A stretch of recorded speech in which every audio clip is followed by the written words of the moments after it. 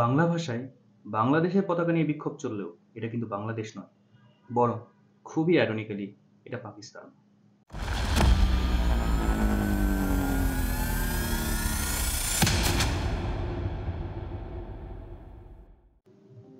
পাকিস্তান দক্ষিণ এশিয়ার এই দেশটিতে 1947 সালের স্বাধীনতা পাওয়ার পর থেকে মোট 4টি সামরিক অভ্যুত্থান হয়েছে।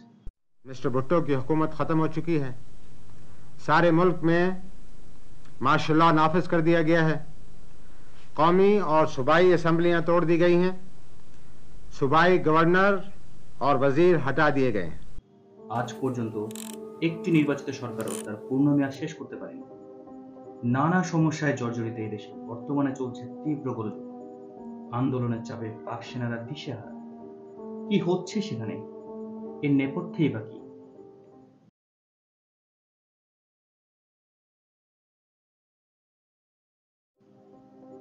আইএসআই পৃথিবীর জঘন্যতম গোয়েন্দা সংস্থাগুলোর তালিকা করা হলে এর মধ্যে আইএসআই থাকবে একেবারে প্রথম দিকে। পৃথিবীর এমন কোনো অপকর্ম নেই যেখানে আইএসআই এর নাম জড়িত থাকে না। আর পাকিস্তানের বর্তমান অবস্থার সাথে এই ইনস্টিটিউশনের সরাসরি সম্পর্ক আছে। পাকিস্তানের বর্তমান অবস্থা বুঝতে হলে একটু পেছনে যেতে হবে। 2018 সালে প্রথমবারের মতো পাকিস্তানের ক্ষমতায় আসে তেহরিক ইনসাফ। ইমরান খানের এই দল 150টি আসনে জয়লাভ করে সরকার গঠন করে। তবে দেশটির নাম পাকিস্তান এবং এখানে সরকার মূলত সেনাবাহিনী। বলা হয়ে থাকে এখানে সেনাবাহিনী সিদ্ধান্ত নেয় তাদের পরবর্তী প্রধানমন্ত্রী কে হবে।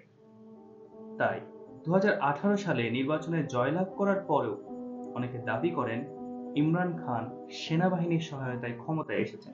I think it was completely predictable.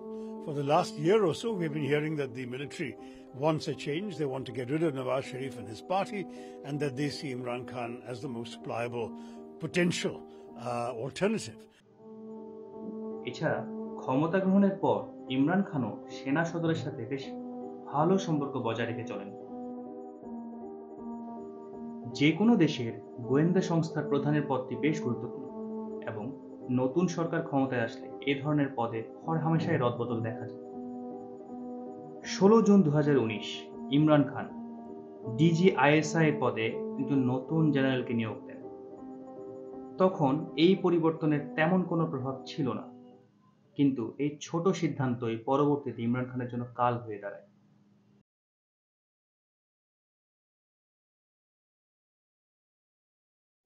পাকিস্তানের পররাষ্ট্রনীতিতে সামরিক প্রভাব তীব্র।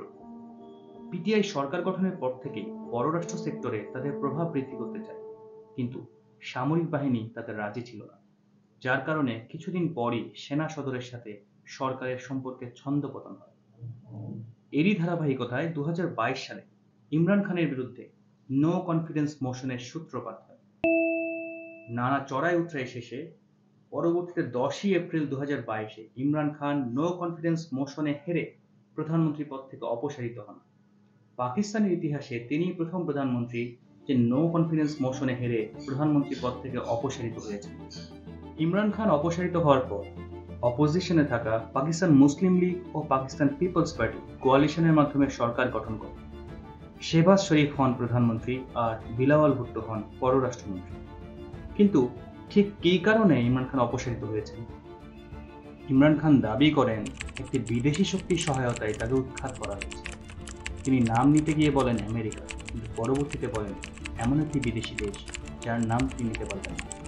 তিনি বলেন এই বিদেশি শক্তি পাকিস্তানের উপর কোনো কারণে নাখোশ এবং তারা বলেছিল যদি ইমরান খানকে সরানো যায় তাহলে তারা পাকিস্তানকে ক্ষমা করে দেবে। অপসারণের পর থেকেই ইমরান খান আর্লি ইলেকশনের জন্য আন্দোলন শুরু করেন। তিনি এতটাই বেপরোয়া হয়ে পড়েন পাঞ্জাব ও খাইবার পাখতুনখোয়ায় পিটিআই সমর্থিত যে প্রাদেশিক সরকার ছিল তিনি তাও বিলুপ্ত করে দেন। এর মধ্যে 3 নভেম্বর রোড মার্চে থাকাকালীন তার উপর অ্যাসাসিনেশন অ্যাটেম্প্ট হয়। অ্যাসাসিনেশন অ্যাটেম্প্টের জন্য ইমরান খান সরাসরি সরকার এবং সেনাবাহিনীকে দায়ী করেন। এরপর পরিস্থিতি আরও ঘোলাটে হয়ে ওঠে যখন 2022 সালের 29 নভেম্বর পাকিস্তানের নতুন সেনাপ্রধান হন জেনারেল আসিম মনির। জেনারেল আসিম মনিরের নামটি এখন নতুন থাকলেও ইনিই সেই ব্যক্তি যাকে আইএসআই প্রধানের পদ থেকে সরিয়েছিলেন ইমরান খান। বুঝতেই পারছেন, নতুন সেনাপ্রধান নিয়োগ পাওয়ার পর থেকে সেনাবাহিনী আর পিটিআইয়ের সম্পর্ক ভয়াবহ রকম বিষাক্ত হয়ে ওঠে। পাকিস্তান মিলিটারির একটা নীতি আছে, যদি কোনো রাজনীতিবিদ খুব বেশি জনপ্রিয় হয়ে যায় তবে তাকে সরকার গঠন করতে দেওয়া যাবে না, আর যদি তাকে আটকানো না যায় তবে দুনিয়া থেকে সরিয়ে দিতে হবে। জুলফিকার আলী ভুট্টো যখন জনপ্রিয় হওয়া শুরু করেন তখন তাকে ফাঁসিতে চড়ানো হয়। বেনজির ভুট্টো জনপ্রিয়তা পাওয়ার সাথে সাথে গুলি করে মারা হয়। এমনকি নওয়াজ শরীফ সেনাবাহিনীকে রুষ্ট করে জেল খেটেছেন, এমনকি দেশ থেকে বিতাড়িত হয়েছেন। সেনা মদদে পাকিস্তান ডেমোক্রেটিক মুভমেন্ট সরকার ইমরানের বিরুদ্ধে একের পর এক মামলা দিতে থাকে।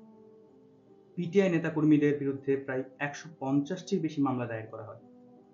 এরকমই এক মামলায় শুনানির সময় ইমরান খানকে আটক করে পাকিস্তান সরকার। ইমরান খানের মুক্তির জন্য পিটিআইয়ের সমর্থকরা পুরো পাকিস্তান জুড়ে তাণ্ডব চালায়। এবারই প্রথম কোনো রাজনৈতিক দলের সমর্থকরা সেনা স্থাপনায় হামলা চালায়। পাকিস্তান সেনাবাহিনী এই দিনকে পাকিস্তানের ইতিহাসের কালো অধ্যায় হিসেবে অভিহিত করে। সরকার শক্ত অবস্থান নেয়। পিটিআইয়ের প্রায় 4000 কর্মীকে আটক করা হয় অনেক গুরুত্বপূর্ণ পদধারী শীর্ষ নেতাদের। যদিও মাত্র 2 দিন পরে সুপ্রিম কোর্টের আদেশে ইমরান খানকে মুক্তি দেওয়া হয়, কিন্তু শীর্ষ নেতাদেরকে এতটাই অত্যাচার করা হয় তাদের অনেকেই রাজনীতি থেকে অবসর গ্রহণ করে। এরপর 5ই আগস্ট 2023 অন্য একটি মামলায় ইমরান খানকে আবার আটক করা হয়। গণতান্ত্রিক প্রক্রিয়ায় যখন পিটিআইকে দমন করা যায়নি তখন সরকার বিকল্প পথ বেছে নেয়। ইলেকশন কমিশন দুর্নীতির অভিযোগে ইমরান খানের সংসদ সদস্যপদ বাতিল করে দেয়। একই সাথে তাকে 5 বছরের জন্য নির্বাচনে অংশগ্রহণের নিষেধাজ্ঞা জারি করে। তারা এতটুকুতেই থামেনি, বরং পিটিআইয়ের অভ্যন্তরীণ আনফেয়ারনেসকে দায়ী করে দল হিসেবে নির্বাচনে অংশগ্রহণেও নিষেধাজ্ঞা দেয়। এতে পিটিআই প্রার্থীরা দলের প্রতীক নিয়ে নির্বাচন করতে পারেননি, বরং স্বতন্ত্র প্রার্থী হিসেবে নির্বাচন করতে বাধ্য। পাকিস্তানের মতো দেশ যেখানে 40% লোক নিরক্ষর, সেখানে দলীয় প্রতীক একটি বিশাল ব্যাপার। কিন্তু এত কিছু করেও সেনা সমর্থিত সরকারের শেষ রক্ষা হয়নি। তাদের জন্য একটা বিশাল চমক অপেক্ষা করছিল।